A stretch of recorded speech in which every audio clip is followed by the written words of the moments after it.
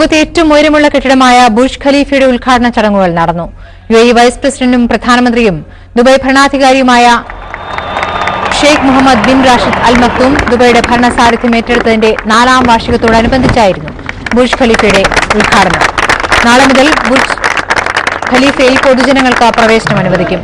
160 നിലകളും 828 metre ഉയരമുള്ള Burj Khalifa 124 നിലയിൽ നിന്നാൽ ദുബായ് മുഴുവൻ കാണാനുള്ള സൌകര്യമുണ്ട്. ഓഫീസ്, റെസിഡൻഷ്യൽ, ഹോട്ടൽ എന്നിങ്ങനെ 56.7 ലക്ഷം ചതുരശ്ര അടിയാണ് വിസ്തീർണം. 12,000-ഓളം ആളുകൾക്ക് ഒരുമിച്ച് താമസിക്കാനും ജോലി ചെയ്യാനുമുള്ള സൌകര്യമാണ് ഇതിൽ ഒരുക്കിയിരിക്കുന്നത്. 2004 ജനുവരിയിൽ നിർമ്മാണം ആരംഭിച്ച ബുർജ് ഖലീഫ 1325 ദിവസം കൊണ്ടാണ് ഉയരത്തിൽ ലോകത്തൊന്നാമതായത്. 1,10,000 ടൺ തൂക്കം വരുന്ന 45,000 ഘനമീറ്റർ കോൺക്രീറ്റ് ഇതിന്റെ പൈലിംഗിനായി മാത്രം ഉപയോഗിച്ചു.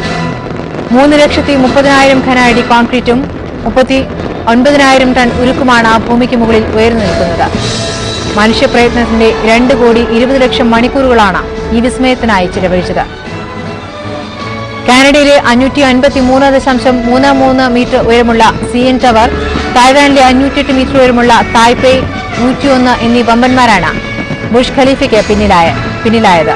321 മീറ്റർ ഉയരമുള്ള ബുർജ് അൽ അറബായിരുന്നു ബുർജ് ഖലീഫ ഉയരുന്നതിന് മുൻപ് യുഎഇയിലെ ഏറ്റവും ഉയരത്തിലുള്ള കെട്ടിടം.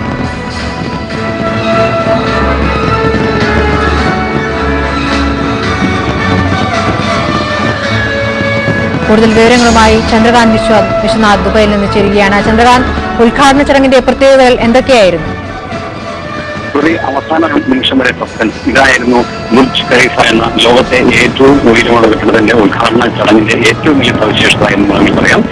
അതായത് ഉദ്ഘാടന ചടങ്ങിന് തൊട്ട് മുമ്പ് വരെ ബുർജ് ദുബായ് എന്ന പേരിൽ അറിയപ്പെട്ടിരുന്ന ഈ ലോകത്തെ ഏറ്റവും ഉയരമുള്ള കെട്ടിടം ബുർജ് ഖലീഫ എന്ന പേരിൽ അറിയപ്പെടുമെന്ന യുഎഇ വൈസ് പ്രസിഡന്റും പ്രധാനമന്ത്രിയും ദുബായ് ഭരണാധികാരിയുമായ Sheikh Mohammed bin Rashid Al Maktoum പ്രഖ്യാപിച്ചതാണ് നാടകീയമായി ബുർജ് ഖലീഫ എന്ന പേരിൽ 828 മീറ്റർ ഉയരത്തിൽ ഈ ലോകത്തെ ഏറ്റവും ഉയരമുള്ള കെട്ടിടമായി ഇത് മാറിയത്.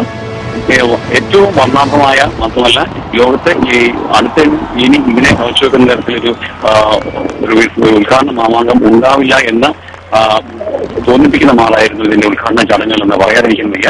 കാരണം ഒരേ സമയം തന്നെ പ്രകാശ വിന്യാസത്തിന്റെ കാര്യത്തിലും കരിമരുന്ന് പ്രയോഗത്തിന്റെ കാര്യത്തിലും ഈ ഏറ്റവും വലിയ സംഗീത ജലധാരയുടെ കാര്യത്തിലും വളരെയധികം പ്രത്യേകതകളോടും 7 മണിക്കൂർ നീണ്ടുന്ന ചടങ്ങ് 20,000-ഓളം വരുന്ന 20,000-ലധികം വരുന്ന കാണികൾ വീക്ഷിച്ചത്.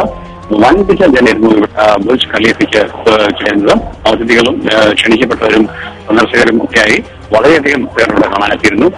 ഏതായാലും കാണികളിൽ ഏറ്റവും അധികം വിസ്മയം ജനിപ്പിച്ച 1 മണിക്കൂർ നേരത്തെ ചടങ്ങുകൾ തന്നെയാണ് ഇന്ന് അല്പം മുമ്പ് അവസാനിച്ചത്. ഇതുവരെയും ആളുകൾ അധികവും തിരിഞ്ഞു പോയിട്ടില്ല എന്നതാണ് മറ്റൊരു വസ്തുത.